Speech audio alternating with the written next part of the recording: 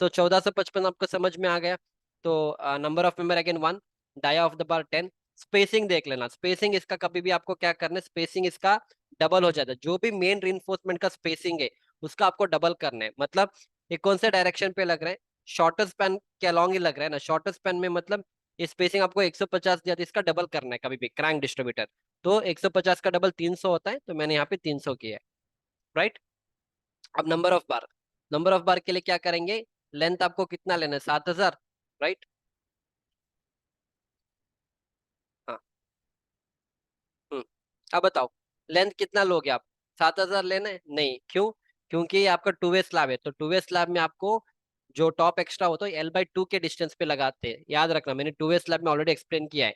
अगर one way slab होता तो कोई प्रॉब्लम नहीं, आप डायरेक्टली L/4, आप डायरेक्टली पूरा स्पैन लेते और उसको डिवाइड बाई 4 करते।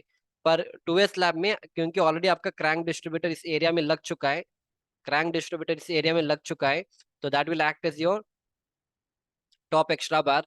तो हमारा पास जो अभी स्पेस बचेगा, this will be only L/2। तो L मेरा 7 मीटर है, तो 7 को डिवाइड बाई 2 करो तो 3500।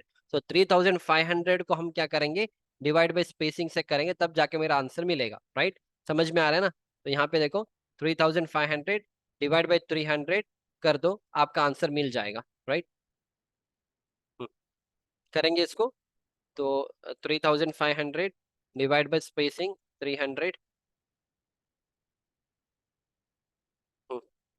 और +1, तो 12.6 के आसपास। तो इसको +1 करना था, +1 या हाँ, +1 फिर करने की जरूरत नहीं क्योंकि हमने क्रैंक डिस्ट्रीब्यूटर को ऑलरेडी +1 किया है। तो you don't have to do +1 here. देखो अगर आप +1 भी करोगे ना तो कोई प्रॉब्लम, क्योंकि आप बीबीएस बना रहे हो, so don't be like initial level पे हो सकता है थोड़ा कंफ्यूजन हो सकता है आप लोगों को। तो आप जितना हो सकता है, जितना मैं समझा रहा हूँ आप वैसे ही करो। अगर कोई जगह पे अगर +1 भी ऐड करते हो तो नो प्रॉब्लम, आप एक बार दो बार गलतियां करोगे, third time you will practise it, right.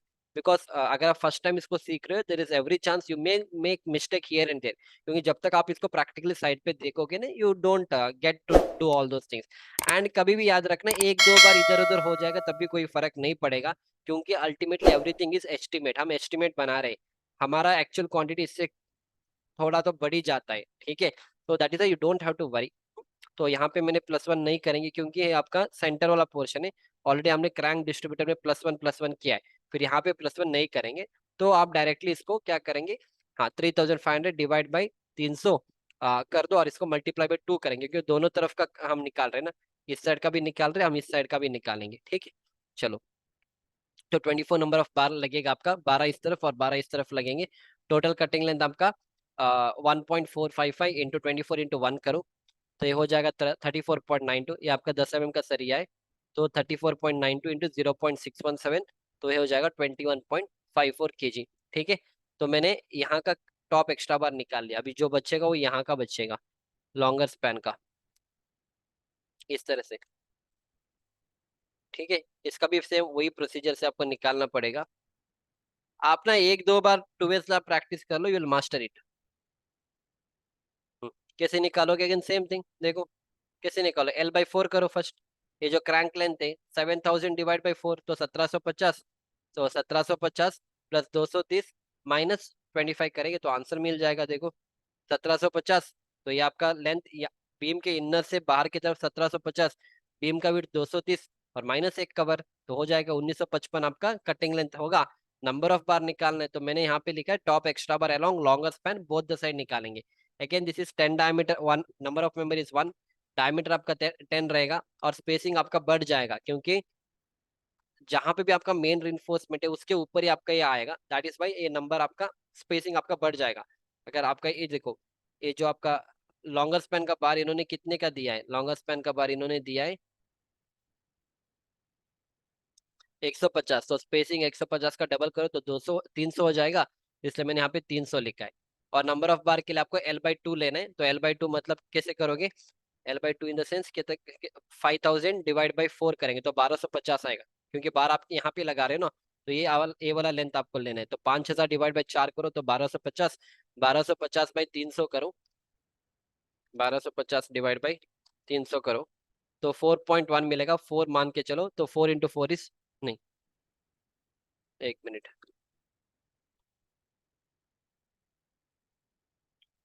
Sorry sorry 5000 divide by two, क्योंकि सॉरी 5000 डिवाइड बाई टू होता है क्योंकि L/2 होता है। ओके सही, 2500, तो 2500 को डिवाइड बाई 300 करेंगे तो 8.33, मतलब 9 बार मान के चलो, तो 9 इस तरफ 9 इस तरफ, 9 + 9 = 18। तो प्रैक्टिकली यहाँ पे 18 नंबर आपका आ चुका है क्योंकि मैंने राउंड अप किया, दैट इज वाई। ठीक है, चलो समझ में आ रहा है ना। तो 9 नंबर ऑफ बार आपके यहाँ पे लगेंगे, इधर लगेंगे, और 9 आपके इधर लगेंगे। ठीक है, चलो खत्म, आपका BBS बन चुका है एक सिंगल स्लैब का। बस 18, कटिंग लेंथ 1955, 1.955 मीटर में आएगा, तो total is 1.955 into 18 into number of member, that is 35.19 metre आपका टोटल लेंथ है।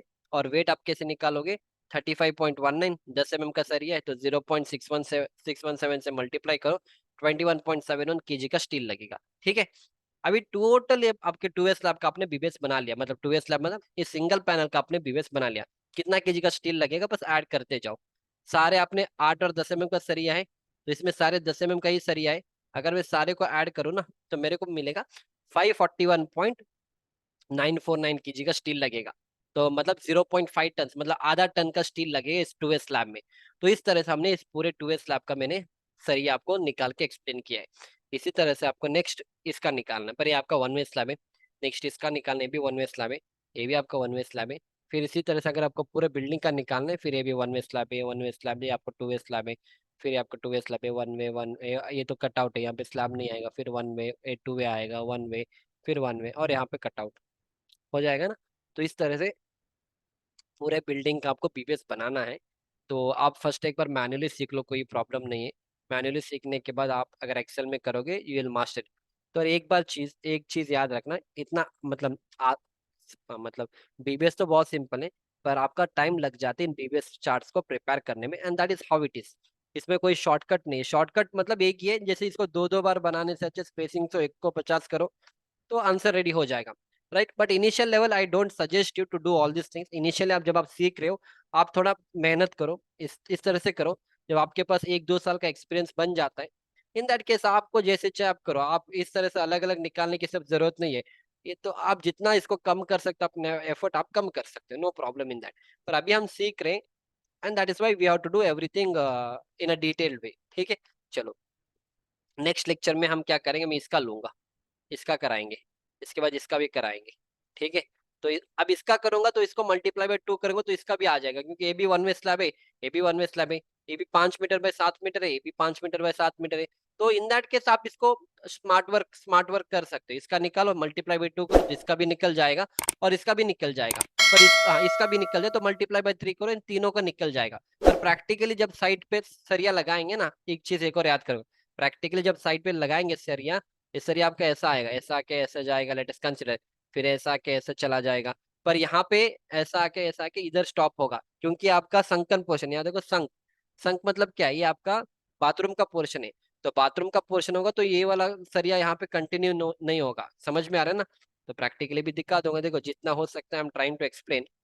जितना आपके दिमाग के अंदर जा रहे रिलेटेड को नहीं जा रहे, आज नहीं तो कल चला जाएगा, बस इतना ही डिफरेंस है। ठीक है, थोड़े थोड़े स्टूडेंट्स को थोड़ा जल्दी चला जाते, थोड़े स्टूडेंट्स को थोड़ा लेट समझ में आता है, डजेंट मैटर। ये वाला केस है, दिस इज दैट केस। ये आपका संक पोर्शन है।